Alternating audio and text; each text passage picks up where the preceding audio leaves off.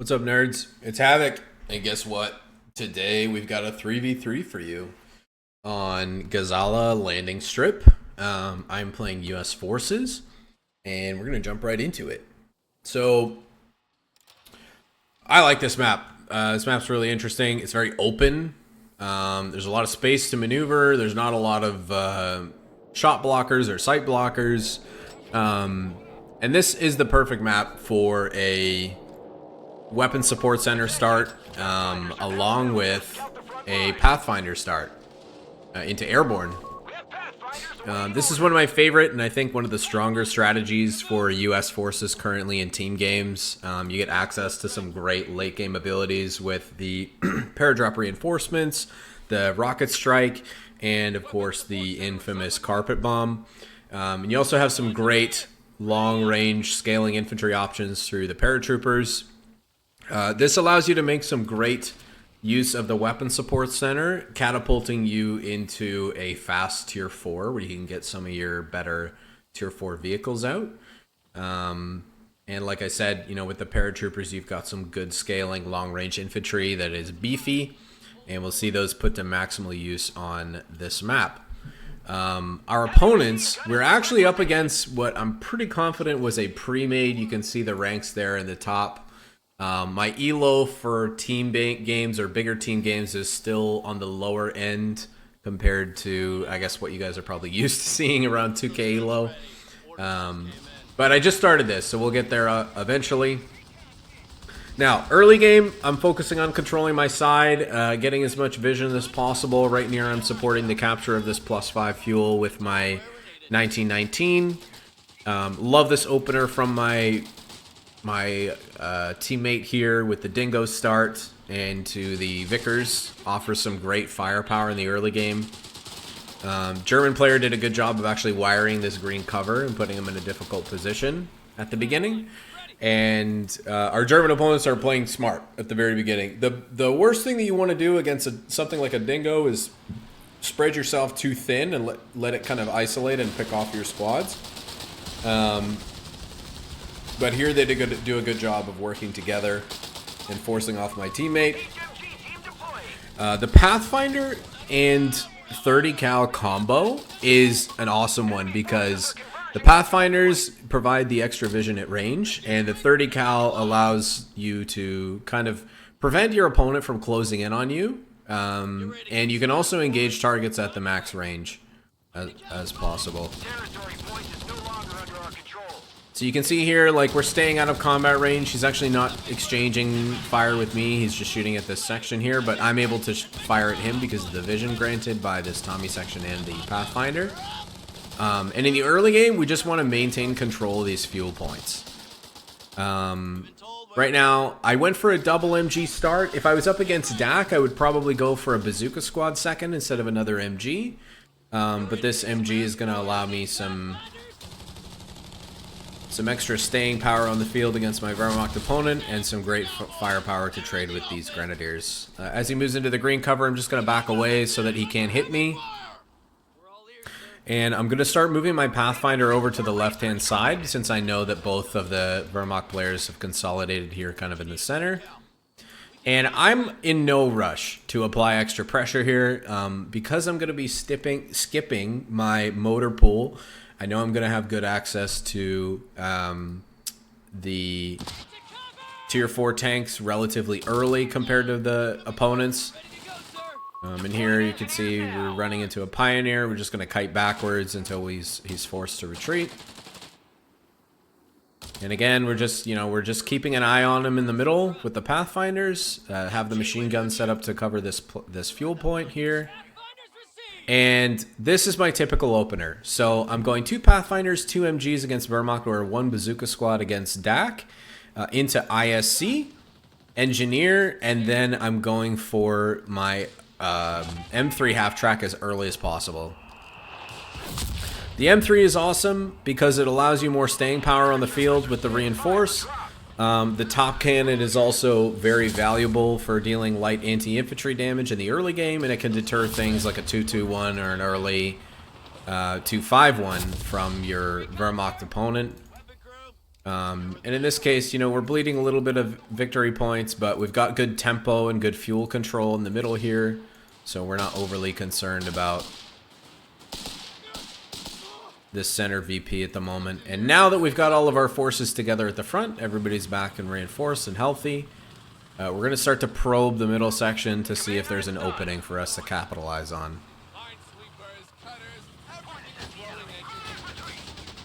So we've spotted here this Grenadier. I'm teching for a wire cutter. I'm using the Captain boost ability to close the gap on my engineers to get into this green cover quickly. Just gonna seize this green cover so he has to run into me and shoot me at close range. I'm getting caught out here from the Grenadier, so I'm just gonna retreat that. And we're just gonna keep inching our way in here with the machine guns, the Captain, engineer spearheading here for us. And the 221's on the field now. So I'm just gonna fall back and repair this. Pathfinder's providing vision. Captain also covering the middle. And he's gone for the 221, the anti-vehicle upgrade, the Panzerbuska. So I'm just gonna have to be a little bit careful with the M3 because I actually don't have any counters to that at the moment. Drop my paratrooper in response to this double Grenadier on the left-hand side. And I'm just going to engage him on these munition points if possible. Try to get superior cover and positioning. And in the meantime, I'm going to be upgrading this to the GMC. This is a highly, highly, highly, highly underrated unit. I cannot overstate how underrated this unit is currently. If you are playing Weapon Support Center, you need to build the GMC. It has amazing scaling. Fantastic indirect fire through the use of the barrage ability. And this veterancy option, target weak point, I've talked about it in a previous video, is easily like the strongest ability on any vehicle unit in the game as far as I'm concerned. Disables weapons, guaranteed to penetrate, minus 50% speed. You'll see me use this over the course of the game to set up several vehicle kills that I would not be able to pull off without it. So we're engaging the Grenadier in the green cover. This is an optimal range for the paratroopers. Usually before the LMGs, you want to close the gap. But I'm just trying to keep this squad as healthy as possible while still applying some pressure. Speaking of pressure, you know, we've inched here into the green cover. Again, we're using the Pathfinders to get the vision. I should have backed that away when I saw the machine gun setup, but that's okay. We got this one in support. And now I've got the GMC to protect my machine gun from these vehicles. So, an important thing. When you land your first shot on a vehicle that has the potential to have a killing blow as a follow-up, you need to right-click your unit forward. Because if you just continue to attack move or right-click, your unit is going to stay at max range. And if he did a good job of backing away super quickly, I'm not going to be able to get the second shot off. So when I land the first shot, I immediately right-click forward, which is going to allow me to close the gap if he decides to respond. And because I'm proactively moving forward, even if he starts to back up, I'm still going to be able to land the second shot here. And because of that, you can see I picked up the kill on the 250. He tries to respond with the Panzerbuska. I'm just backing away here. Not being shy. Getting my medical tent. Again, you guys know how I feel about this. Getting this super early is just going to pay dividends over the course of the game. I think at this point I'm thinking about a second paratrooper. I think two paratroopers is probably the sweet spot. And there it is. We're going to call that in. And personally, I'm not a huge fan of the bazookas on the paratrooper squad. I feel like they're really expensive, and frankly, I just feel like their anti-infantry capabilities are so much better than their anti-vehicle capabilities. I prefer the 1919s on my paratroopers. They scale very well, and these units get very beefy later on, which is awesome, and you guys will see it becomes important over the course of this game. So we're just getting them in the green cover here. He's coming in, doing a good flank on me with the flamethrower and the Grenadier. I'm going to have to back away here, but I'm just trying to buy myself a little bit of time. I'm using the GMC here to try and shoot at the truck and destroy it so that there's no more green cover here. And in the meantime, you know, we're continuously probing on this other side. I have my map rotated, so technically this is the right side, but I'm actually on the left side here. I'm going to move my Pathfinder out, continuously capturing these points, harassing them. Again, you know, same principles apply in team games. You want to try to pull your opponent apart when you're playing USF. So my second paratroopers here, you can see I pulled this one back relatively healthy, so we're not bleeding too much. I think at some point soon I'm going to be thinking about either advanced logistics or I'm going to be thinking about tier 4. And you can see my opponents here, they're doing a good job. We've got one player that's gone Luftwaffe. Another player has yet to choose. I'm thinking probably mechanized will be the choice here. It's been very popular in team games recently. Keeping my GMC at max range, getting a ton of value out of barrage. You know, when you're this thing is super valuable also because, you know, not only are you able to deal with your vehicle threats, but you've just got this continuous like 60-second barrage cooldown that acts as like kind of a heavy mortar of sorts. So we're happy about that. Machine gun here kind of covering the Pathfinder as we kind of work our way up the left-hand side, capturing these munitions points. You can see my teammate who has gone for, what is this? Battlegroup is that? Aaron C. Is using the supply surplus passive, which allows him to, without using engineers, construct resource caches on our points, which is going to be valuable over the course of the game as well. I'm putting up a munitions cache at the moment because I don't have a ton to spend my manpower on. I don't want to invest in another paratrooper at the moment because I'm concerned about like the bleed and also the long-term upkeep impact. You can see here, I think I'm leading with another. Oh, yeah. I was gonna say as soon as I saw this 221 show up, I activated my target weak point because I saw my AT guns, my teammates' AT gun in support. And we were able to pick up the kill in the 221, which is great. That means his Stewart's going to be able to kind of start wreaking havoc without too many mobile options. Again, using the sprint ability on my engineer to close the gap and deny this decapture from his grenadier. If I had my barrage ability, I'd be hitting these machine guns right now, but we're not overly worried about it at the moment. I'm going to smoke this angle on the machine gun to cover my engineer. And just continuously defending this +5. Meanwhile, I'm pressing up this left-hand side with my Pathfinder MG combo. These guys are they're just great partners together. The spotting capabilities of Pathfinder, the firepower on the machine gun, all very good. We get hit there by a Nebelwerfer. So we're just going to back away. We've taken a decent amount of health damage, so rather than take casualties, we're just going to back up.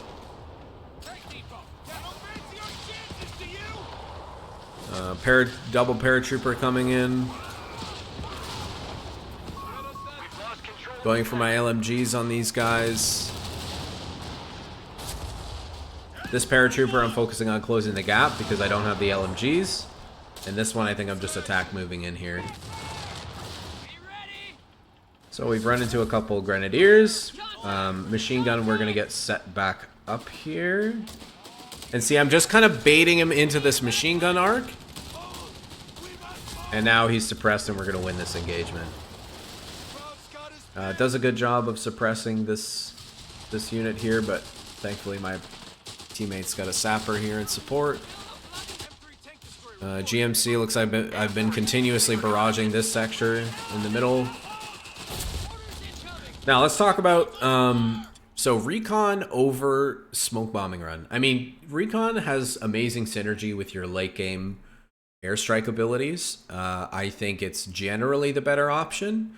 But if you're facing an opponent where you don't have access to a whole lot of smoke via mortar or pathfinders, you know, if you've gone for the machine gun opener, then the smoke bombing run might be a better choice to kind of set up attacks when you're pushing into an area to just kind of disrupt your opponent's defensive line and block their vision, allowing you to close the gap and either force them to push through the smoke or back away and kind of cede control of whatever territory you're contesting.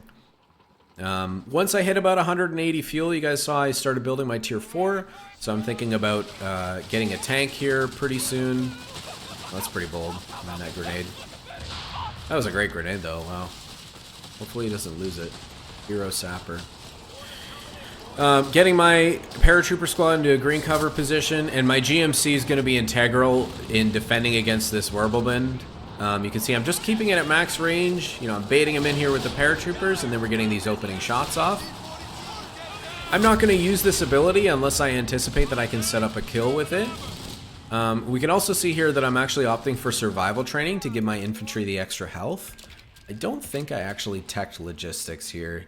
No, I decided not to because I felt like it was late enough in the game and I've already got my tier 4. So I decided just to get the extra health and the ability recharge, which is going to be super valuable on my paratroopers and machine guns.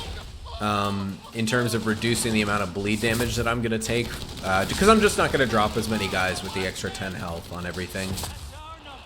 And again, everything, you know, I've got the Zook squad. I also want to call out, like, it is important to have another form of anti-tank besides your GMC. Specifically something that's going to prevent dive from an opposition or an opponent's vehicle. And a bazooka squad is perfect for that. So I usually have the GMC and the bazooka squad working together as much as possible.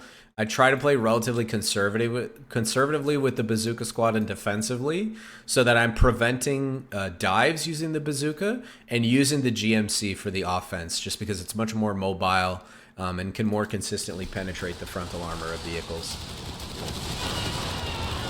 We're taking another hit here from a Nebelwerfer. Not too worried about that on the machine gun. It's not going to take a ton of damage there. My teammate's gone for Pack Howitzer, which I think is a nice choice considering how many anchor units they've got with the Flak 30 here. Looks like Rowdy has his first Panzer III on the field. I'm staying in the green cover here. Using my GMC barrage. Tried to hit his AT gun, but we're a little bit off there. And again, you know, this Pathfinder Vision 1919 machine gun coming in integral here. I can see that he's starting to move over to the left-hand side, which I'm okay with for now. We're just going to keep applying pressure to the middle here, and we'll make our way over once we've kind of forced them off from this middle sector.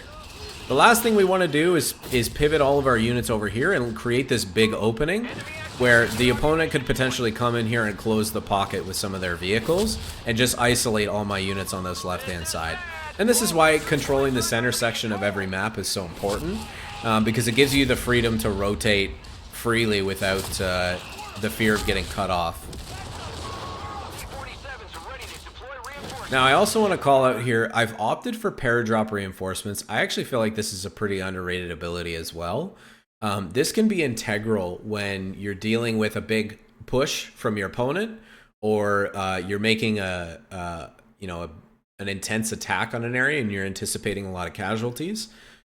This is going to keep your units alive, and not just, you know, your infantry, but also your support weapons like AT guns and machine guns.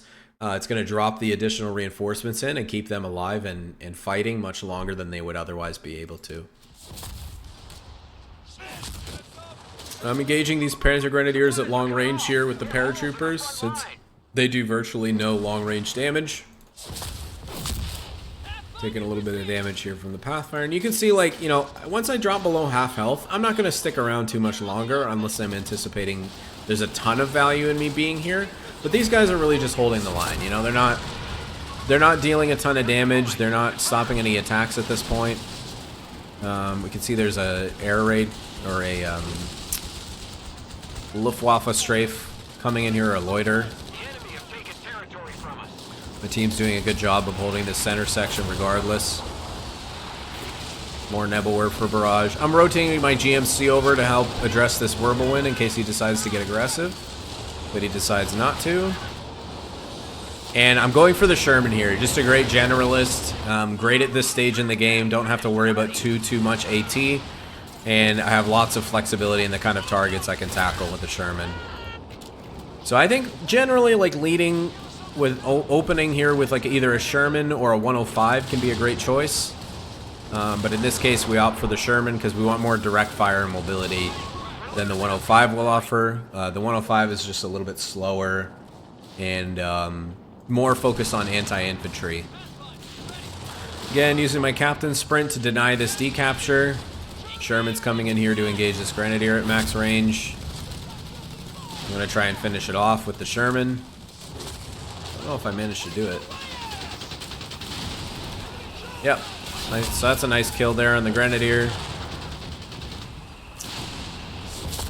Now I'm thinking about indirect, but I'm getting good evalu out of the GMC indirect, and my opponent, or my teammate also has a couple M1 pack howitzer teams, so they've kind of got us covered in the indirect fire department. I also just think generally UK Forces has better indirect options between the Bishops, pack howitzers, and also the BL5 compared to the Americans. Outside of the mortar, the American mortar is fantastic.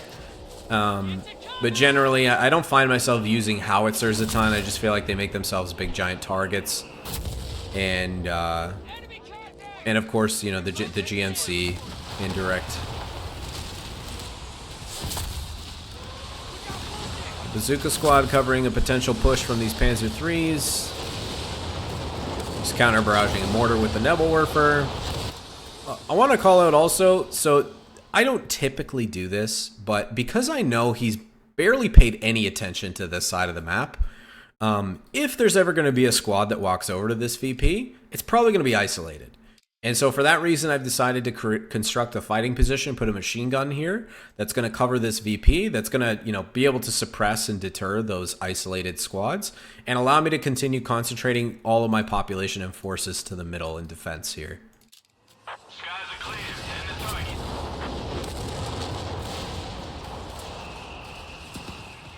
Stacking up VPs here. Not sure what I'm going to go for in terms between carpet bombing run and dual P-47 rocket strike. Both very valuable late game abilities. And again, I'm not being super active here. I'm just kind of trying to maintain control of this +5 fuel to help continue to build our fuel advantage, as well as thinking about how I can find an opening into this center section. And the German players are doing a great job of being very concentrated. Which is making it difficult for us to find an entry point.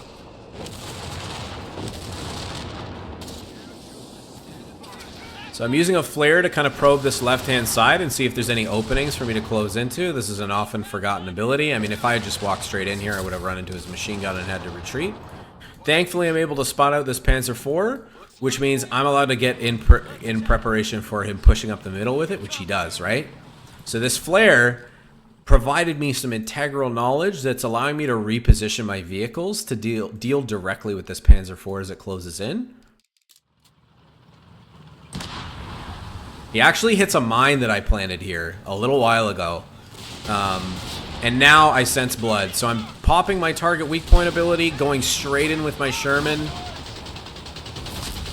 And I'm going to get the final shot off with the GMC. And we kill that P4 immediately after pulling it out. Should be able to squeak just out of range of the pack here, and every other unit's going to come in here and deter. And that's a great win for me. Picking up that P4 is going to kill a lot of his offensive power, and can't underestimate the mental impact that it's going to have on him as well. And now, sensing an opening here, saw him retreat his machine gun for whatever reason from another source. And so we're just going to get our troops into cover positions, engage these Panzer Grenadiers at long range where they are weakest. Here I'm just kind of soft retreating back and away, waiting for my HMG team to come in and cover the point so I can go back in. He gets a good Nebelwerfer barrage on my troops.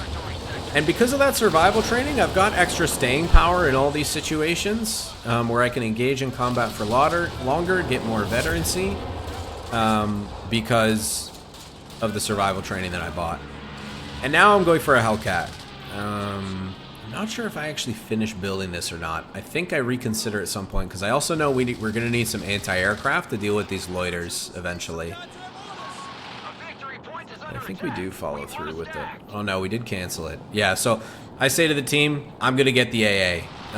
The Americans have probably the strongest anti-aircraft weapons through the quad. And it does the most DPS to planes. And doesn't consume a whole ton of population, which is going to open up my teammates' to be able to build more heavier vehicles, which is something that the American roster is kind of lacking at the moment. So keeping my Sherman in reserve, responding when I see threats here. You know, my machine gun, because it's got so much damage reduction, I'm not too shy about taking the extra damage with the machine gun.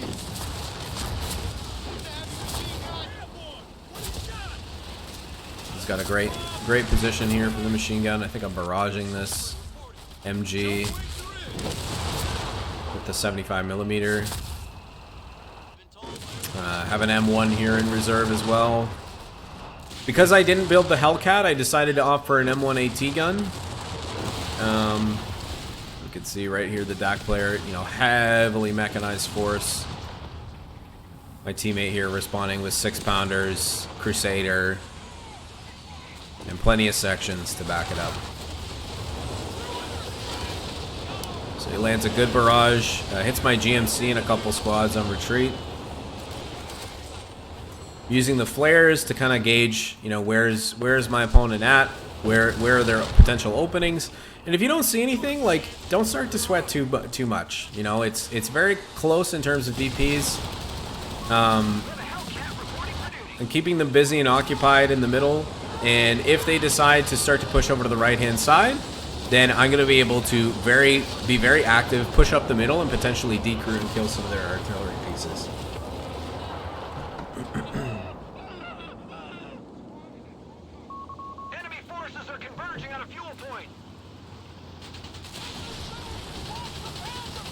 You're defending the +5. I'm using keep them firing. I think it's probably the best Sherman ability at the moment. Just extra burst length on the machine guns, which are pretty strong now on the Sherman. Bringing my paratroopers in to resecure it. See, you know, I'm just keeping this thing in reserve, keeping it on AA mode. Feeling that that's probably the best use of this unit. Don't want to be too active with it at this point because you'll risk losing it. One of our munitions points is being neutralized. Here we go. Still had this machine gun covering this munitions point, and you know, we're accumulating a ton of munitions, which is going to be super valuable in the late game for some of the abilities that we'll have access to. And is also, you know, this resource cache that I planted earlier on is going to be paying dividends as well. The Airborne Battle Group is very munitions heavy, so the more you can stockpile for the late game, the better off you're going to be. Now we can see they've actually got a medical bunker here in the open.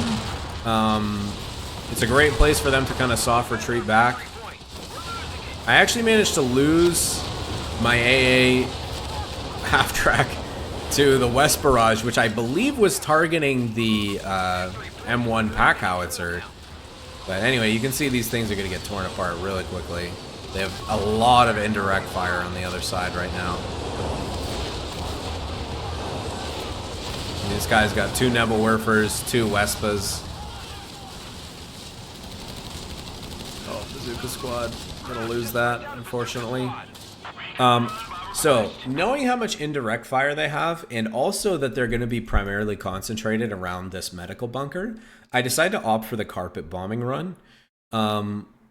Sometimes, if you're lucky, you can manage to get your opponent and catch them off guard and just like wipe their entire army. Other times, this is used as a displacement tool. So, you drop the carpet bombs in an area that's going to force your opponent to either back up or move forward. If you're attacking, it's actually a great idea to put the carpet bomb behind your opponent, because instinctively, when your opponent's getting attacked, especially all out, their default will be to back up and determine whether or not they can win the engagement. And based on that, they're either going to continue backing up if they're not confident, or if they look at the attack and they're like, yeah, you know what, I think I can handle this, then they're going to move forward, right? To try to take that decision away from them as much as possible, putting the bombing run behind them is going to allow you to create so you do your spearhead attack, and your opponent actually doesn't have the time to decide whether they're going to back up or go in. And if you're confident, you know, hopefully, and you're executing well, then one of two things is going to happen. Either your opponent's going to be forced to move forward into your attack, which is especially when you're playing USF, is usually going to be to your advantage because your units are stronger at closer range in general. Or best case scenario, they're going to panic when you attack and they're going to back up right into the bombing run, which is going to allow you to completely mop them up. So in this case, I'm opening with the recon loiter, trying to find an opening to use my bombing run, hoping he's not paying attention. I'm aiming for all his artillery units here. But this guy, he was paying attention, so he does end up moving everything out of the way. And it ends up being 200 munitions wasted. But now, we've kind of learned that lesson. That we're not going to be able to get away quite like that with that kind of bombing around there. He does manage to get the neutralized, so I'm going to have to go and recapture this. All my troops are in base, getting heals. Just backing up here, hitting that flak 30 with the GMC barrage. And again, this unit is incredible scaling. If you lose it, I honestly think it's probably worth it to rebuild it, or sometimes building multiple. Because between the barrage ability and target weak point, giving you the ability to set up kills on your opponent's vehicles, it's so powerful all throughout the game. Got the word from Battalion Command. Order coming in, boys. A fuel point is being seized by the enemy. Yeah, so he's like, "Where's the AA? I lost it here." So I'm saving the rest of my population for another half track that I'm gonna rebuild into a quad. We know at this point, we haven't actually seen it on this side of the map, but he does have a Stuka loiter. So the AA is going to get a ton of value between the Luftwaffe Battle Group, which is using aircraft, and the... oh, that was a big grenade. Yeah, the explosive experts, extra damage and radius on your grenades could be super valuable. Both of the veterancy options are actually really great on the paratrooper squads. This damage reduction and capture speed is great. As is, as we just saw there, the Cook frag grenade picking up the kill on the Fallschirmjäger is a big win for us. Unfortunately, we're getting Nebor for barrage, which is some of the reason not to want to build static AT in team games at the moment. These Wesps are just absolute terrorists against static team weapons, so... We're losing a fuel point. Reports of enemy movement. See another loiter coming in on this side from the Luftwaffe player. Teammates doing a pretty good job of keeping their vehicles consolidated. A victory point has fallen into enemy control. And we're maintaining pretty good control of the map right now. Still a little back and forth in terms of control, but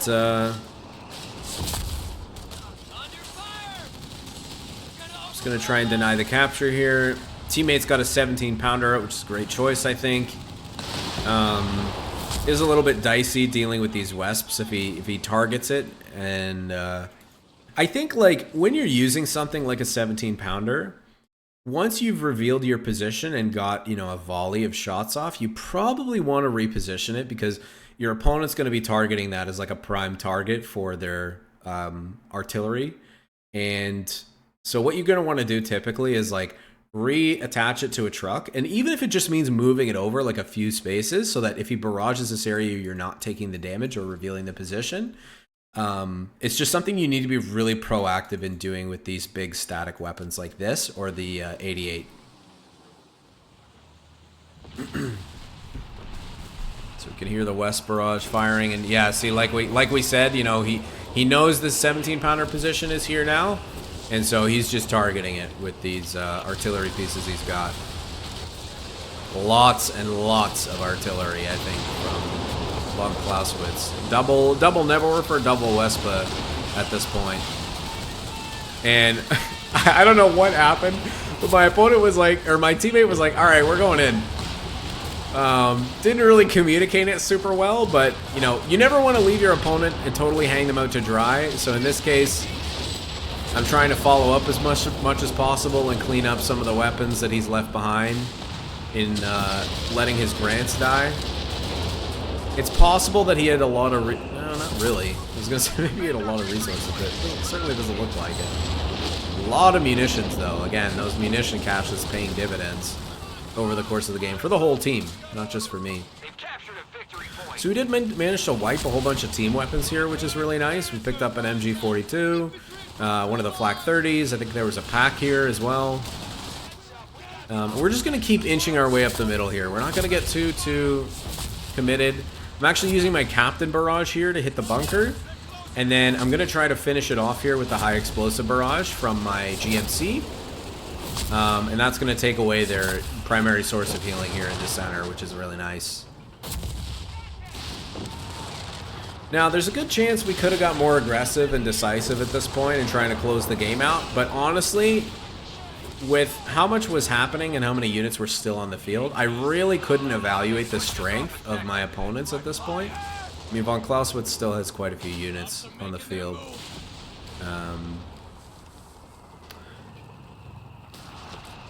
So you always kind of want to be cognizant of that, evaluating the strength of your opponents, if possible. This is why recon is so important. Using flares, using the recon ability here. I think at this point I'm saving up for another carpet bomb. And you can see the DAC player here just smells blood and goes straight in here.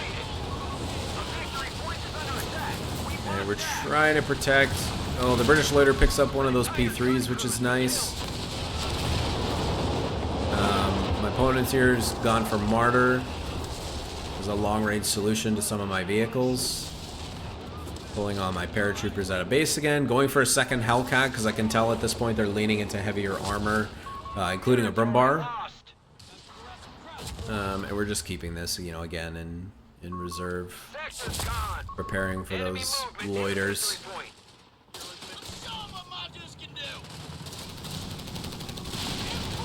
Engaging here with the getting the angle on this Panzer Grenadier squad so they're not in cover. 17-pounder in a good position to hit that Brumbar there. I should have pulled this Hellcat up sooner for sure. So is my engineer. I gotta get my engineer back on the field. Second engineer is always a good idea as well. And generally I don't go for the flamethrower on a map that's this open. You get a lot more value out of the... I'm actually using the Captain Mortar ability on the mortar crew here. Big barrage in here from the Stuka. End up losing our captain, unfortunately. Picked off another one of his Grenadier squads. And you know, the survival training and the damage reduction that the paratroopers get at Vet 2, they get a free 20% damage reduction, makes these guys really, really beefy as the game progresses. Yeah, look at all this indirect. I'm thinking about another bombing run here, hoping that while they're busy in the middle and on the sides, that I can catch them out. But my opponent does a good job of moving here. Looks like a TA called a naval bombardment. Oh, I actually didn't use a bombing run. This is a naval barrage. Never mind. Another loiter in from my teammate.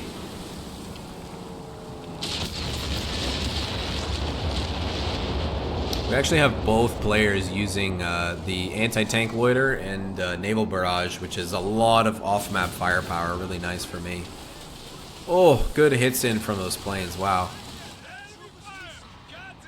Right here, because I don't have anything nearby to take out this machine gun, using a satchel charge to finish off and clear a team weapon is a great way to deny your opponent the extra power. And, you know, killing a machine gun is always... Killing or stealing a machine gun is pretty much always worthwhile. I think I'm getting pretty close to pop capped, and I don't necessarily feel like I need another machine gun because the threats that we're facing at this point aren't really... There's not a ton of infantry on the field.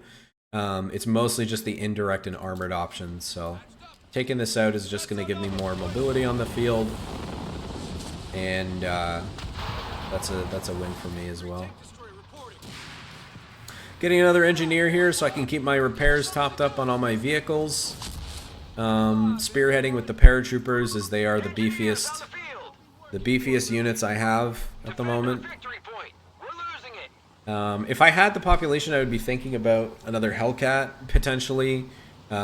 Maybe another Sherman, depending on what I'm up against here. Big hit from the Brumbar. I think we retreat from this. I'm a little busy over here trying to help my teammate with the P3s that he's been running into. And we can also see, actually, he doesn't have a ton of units left, I don't think, this guy. He's got his double AT guns, but not much else. He's just driving in here, picks up the kill on the Brumbar, which is pretty nice. Not a bad trade.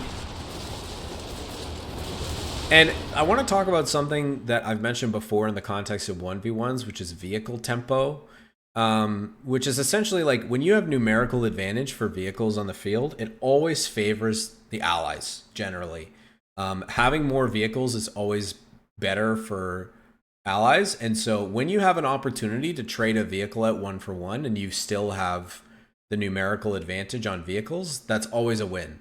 So looking for opportunities like that where it's like, yeah, you know what, I'm going to lose this tank, but I might trade out like a Panther or a Brumbar. It's always going to be worth it, especially economically, because those vehicles are quite a bit more expensive. Big barrage in here from the Axis player. My teammate does a great job of waiting to retreat until the barrage finishes. And I think, oh, he loses that squad, unfortunately. Trying to help capture and close out the game on this far side. Just supporting this section. Offering my frontal armor. I'm using my engineers to repair the GMC as like the most integral playmaking unit here. Then I'm going to pivot to my Sherman. Again, principally, you know, I talked about this before, keeping your healthiest units in front so that if you face a frontal assault, the opening shots are going to go on the vehicle with lower health, even though this one can still, you know, if they continue to close the gap and drive in. The second shot is at risk of hitting this one, but the first one is almost always going to go to the first available target, which in this case I'm offering as this Hellcat.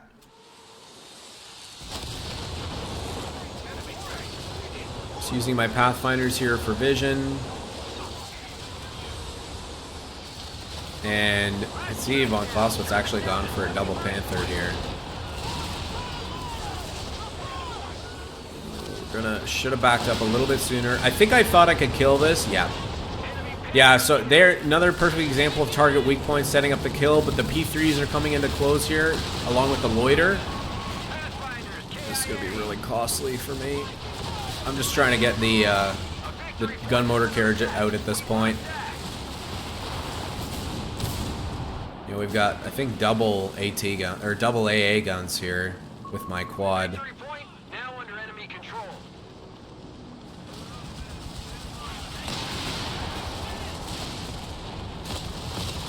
See, I've got tons of resources, so I can rebuild those Hellcats pretty easily. But saving the GMC is integral here, especially at Vet 3. So at Vet 3, the GMC has it has extra health, extra damage, and range, which is really nice. I think it takes it up to 55 range, which is more than like a Martyr. So it becomes great. You can see here I'm queuing up another couple Hellcats to replace the ones I lost. Those are going to be important for fighting the Panthers and these Panzer IIIs throughout the rest of the game. Anchoring here with the seize and hold ability. Trying to use grenades to deter. He throws a grenade, I'm just going to back away from the bundle grenade. I think it's no joke. Continuing to try and inflict damage here on the Pioneer. And they're starting to get aggressive here with their tanks. So we're just going to back away. And we don't have the units to handle this push right now, so we're just backing away a little bit. That looks like it must be a Zeering artillery barrage. If you see red smoke and it's not a loiter, oftentimes it's this. And really you just want to get out of the circular area because you'll see this barrage. If you're not paying attention, it ramps up very quickly and will just completely close in on the middle and just destroy anything that's here. You know, not a ton of attention from my opponents coming in on this left side, but we're not mad about it. I did try to drop a bombing run on the retreat here. Didn't quite pick up the kill on the Panther. He managed to respond to it in time. But that was an example, right? So they just did a push in here. We countered, And then on the I tried to plant the bombing run on the retreat path. Almost managed to pick up the Panther, but not quite in this case. Gonna bring these back out of the base.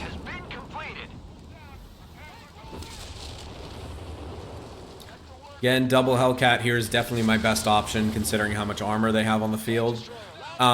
Can also go for Shermans, but in this case, I've got one that's Vet 2. I still have my GMC. I feel like I need something that's going to consistently penetrate the frontal armor of these Panthers, because I'm anticipating more of those. And the Hellcat is the best choice for that, because you have the HVAP option from Veterancy 1 here. So again, we're leading with the paratroopers. This one has the season hold ability. This one I'm going to be throwing my grenades and satchels with because I have the explosive expert bonus. Big grenade damage in there. There's a loiter coming in, but I'm going to see if I can pick up the kill on this grenadier. Oh, those big hits from the Stuka. And you know what? I actually think survival training probably saved these units here. Now, this isn't integral, so I don't know for sure what kind of armor they have frontally. Hellcats are relatively cheap from a fuel perspective, and I have a lot of those. And manpower you're always getting, right? The artillery at this point is just tearing us apart. It's just like, just plinking away at like all of our AT guns, some of our mobile artillery units. It's hitting us while we're repairing. So again, this is like a calculated trade that I'm planning to do where I'm going all the way around the outside of the map here. And I'm actively going to be looking for the Wesps. Because if I can pick those up and trade these Hellcats out, I'm confident that I can rebuild these and not be at too much of a loss. And then they're going to have to choose between either rebuilding these in direct fire or going for like a Panther or something like that, in which case my Hellcats are going to be the perfect answer to those. We've lost control of a sector. So I'm deliberately going way outside of where I know he's paying attention. I'm using the recon ability to help me spot these as I'm driving in. And we can see here, managed to kill one of the Wesps. We've got a double Stuka here set up. And again, I'm okay taking this trade, you know? See if I can... You know, I know I'm not going to be able to catch the Stuka at this point, so I'm going to back away. And here, I just traded one Wesp and one Stuka for a Hellcat, which is a huge, huge win for us.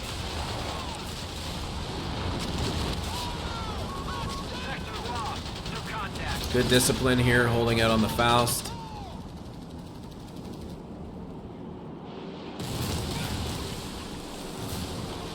Drives away with this Panther. I actually leave my Hellcat here and kind of forget about it because of all this stuff that's coming at us from the front. Lose the Sherman, which is unfortunate. Sherman tank destroyed.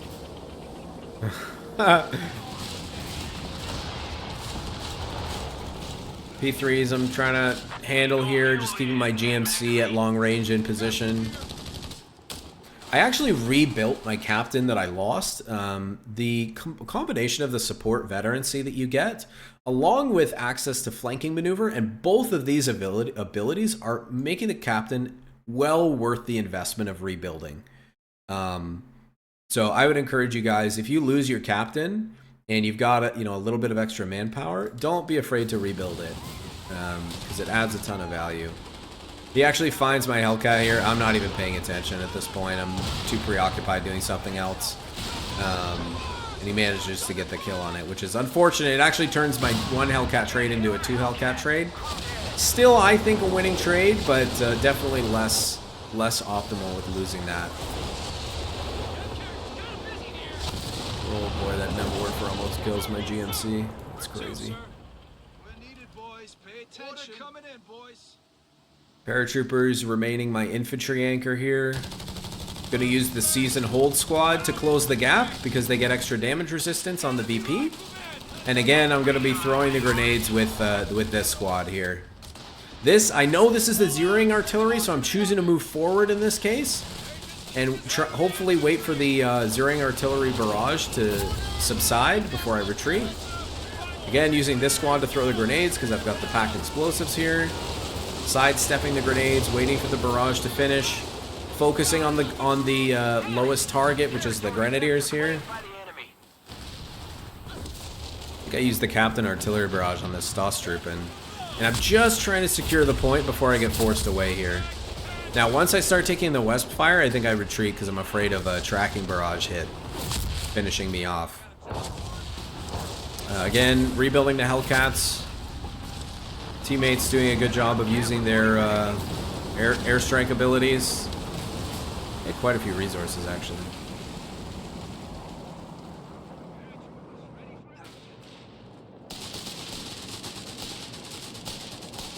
And it's very close on VPs. We're gonna try and see if we can square this out. And I'm looking at my teammates' composition and noticing that we're getting a little bit light on the armor side.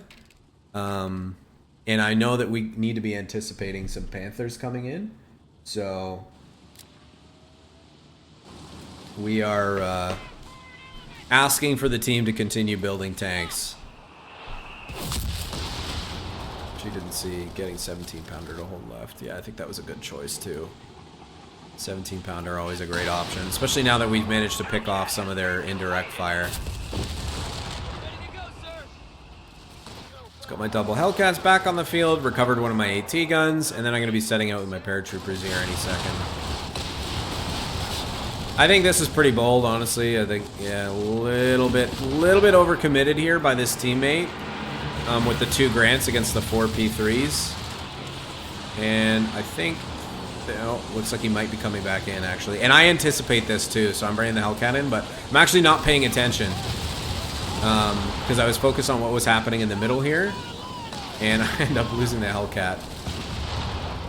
But oh my god, the 17 pounder position, and I'm confident that I can if I can pick up the kill on this Vet 3 P3, even if I lose the Hellcat, it's going to be worth it. We do manage to get the kill there, which is great, and we get out. So that's kind of like that trading mentality that we've been talking about. You know, I kill a Vet 3 vehicle, exchange it for a Hellcat. That's, again, cheaper on the fuel side than P3s. That's a big win. And I'm just focusing my engineers on repairing my teammates' tanks. Something you need to be wary of as well and pay attention to.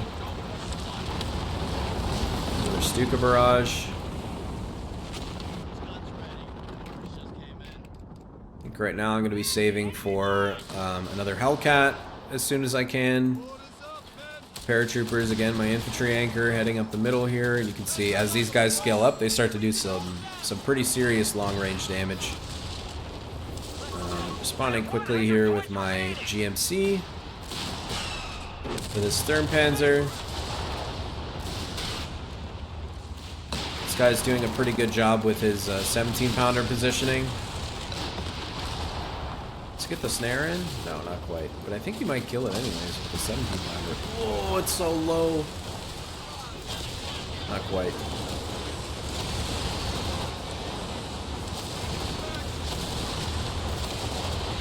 Not sure where. Yeah, got a little too zealous there with the GMC.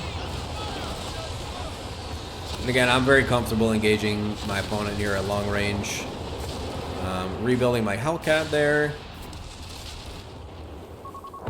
Teammate has a nice forward healing position here. AT gun gets Stuka out of existence. Seeing all these tanks, I'm just going to do a full retreat so I don't bleed too much. I want to be conservative on manpower if possible because I want to be able to tempo build these Hellcats to help deal with my opponent's armor. That was a nice setup by this guy used to the Vet 1 ability. And it's getting down to the wire here. Tried to land the rifle grenade on the Fallschirmjäger there. Getting these back to base and healed. I don't think I went for any more infantry support upgrades here. Oh, I did. I actually went for logistics later because I was bleeding so much manpower. Doing another recon run. I actually call a bombing run. Again, this is behind my opponent.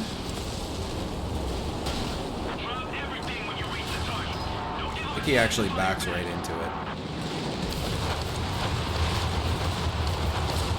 Yeah, I managed to pick up one of those martyrs, which is nice.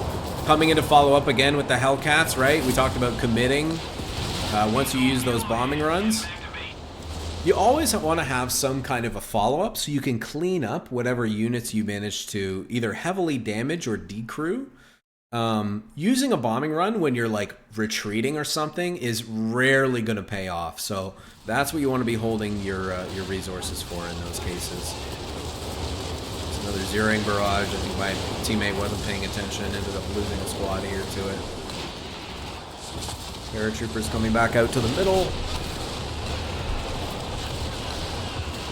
So I'm going to open up the reveal all map because I want you guys to pay attention to, I know that we've committed, they know and I know that they've committed a lot of their troops and armor to defending this middle victory point.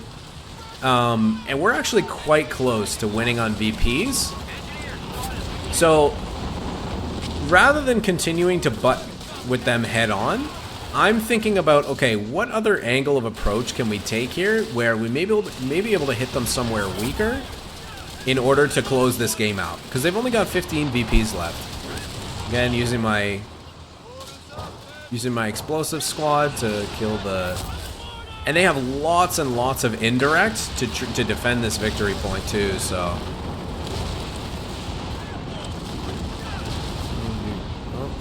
Honestly, I might have been able to commit there and kill some of those P3s, but it was hard to say because there's so much armor here in the middle.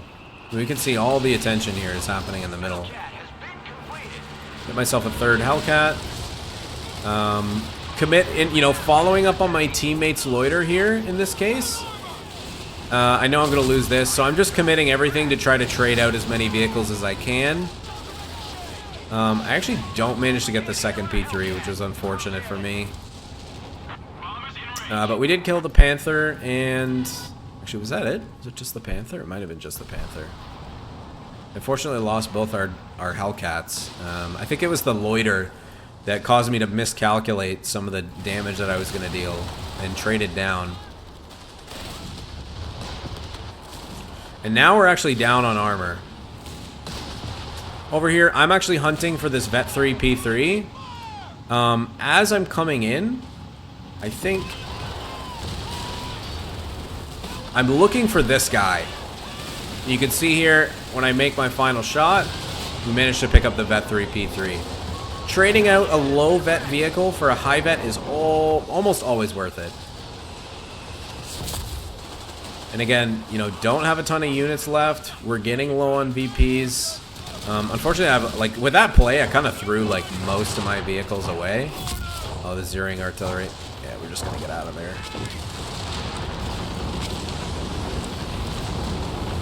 So we can see now, we're actually we're looking pretty light in terms of our forces. We have a double 17-pounder setup here. And so I'm trying to direct my teammates. We want to be repairing our tanks and pushing as soon as possible. You can't see the ping, but I'm actually pointing at this point because I can see, they've very well oriented around the middle sector here. All of their artillery is kind of zeroed on this position and ranged for it. And so I'm thinking that we're going to be better off if we pivot over to this left side instead. Or, right side, I guess. Left for my teammates.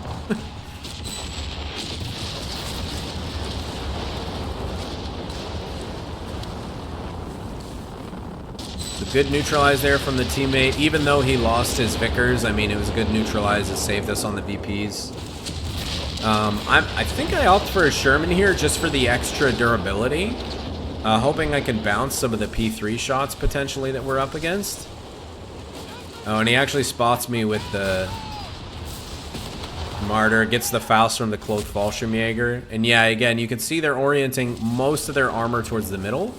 So I'm like, okay, guys, if we're going to make a play, we got to make a play for this right-hand side. This is going to be the way to win the game if we're going to do it.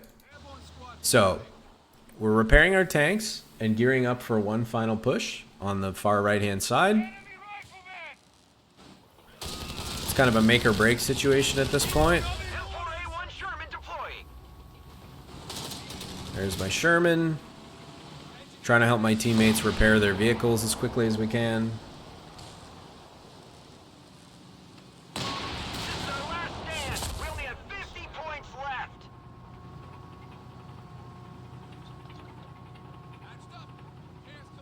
Honestly, I really don't know what was keeping them from going to this VP at this point. I feel like that was a big oversight on their part. And this is part of keeping a whole map perspective, right? Like, if you look at their forces, I'm pretty sure they could easily just, like, Control A and right-click into us. But they don't know, right? And so this guy says, pick the point you want. And I'm looking at two things. Left, by left, this guy actually means this point because I have my map flipped around. And so I'm saying I'm going to use my air reinforce and I'm going to hold this point with my paratroopers. That's how we're going to win this game. And so we're moving our paratroopers over to the right-hand side. Going to lead with those. Thankfully, they're nice and healthy. They're Vet 3, so they're extra beefy. What is that? 140 HP of 20% damage reduction, plus another 15% for the squad that has this season hold passive. Makes them super beefy. So, we're going in. This is the... I actually think that if he had put the artillery on this point, it would have been worse, but I'm using the paradrop reinforcements as soon as the engagement starts. We're committing with all of our armor. I'm keeping the Sherman over here just in case they try to do something sneaky on this point. And the paradrop reinforcements are just keeping my squads in the fight here. Look at all this artillery. Holy smokes. We end up losing that paratrooper. But we're holding it down here. More paradrop reinforcements coming in. I think that is... Yeah, there we go. Right, and now we're just focused on holding down as much as possible. 17-pounder offering some great cover against these tanks that are rotating over. And again, by pulling our opponent over, rather than engaging them head on, we managed to pick off a whole bunch of units and buy ourselves a lot of time. So you see here, I'm just getting in the face of these Fallschirm Pioneers. These guys, super beefy because of all the damage reduction. I drop a satchel to try to deter him from pushing in, and we're just anchoring it down right to the last VP. Paratrooper squad coming in super clutch there, and we ended up with the win. So, I hope you guys enjoyed that. It's 3v3, like I said. The rank not quite as high as you guys are used to seeing, but I hope you enjoyed the commentary. Feel free to leave some feedback or comments on what else you would like to see below. And that's it. Hope you guys have a great day. And thanks for stopping by. Oh, and don't forget to subscribe.